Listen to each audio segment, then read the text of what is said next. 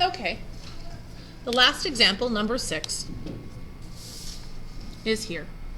It says that you have a radio tower. There's your tower. That's supported by 2 wires. Now the fact that there's 2 wires is kind of like extra information that you don't need. Let's just pretend that there's only 1 wire. It's attached to the ground. So here's the top of the tower, and here's the wire.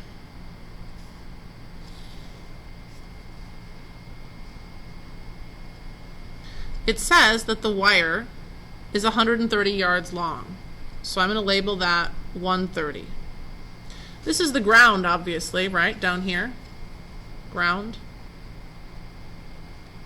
So it says that from the base of the tower to the place where the wire attaches to the ground is 50 yards. So from here to here is 50 yards. They want to know the height of the tower.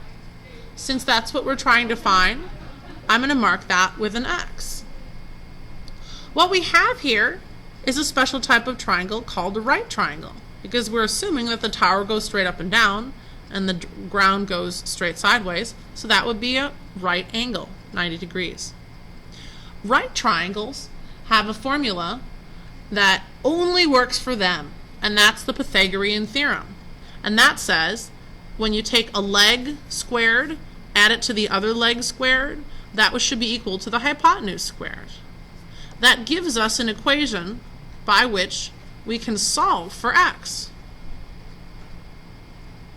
So I get x squared plus 2500 equals 130 squared is 130 times 130, that's 16,900.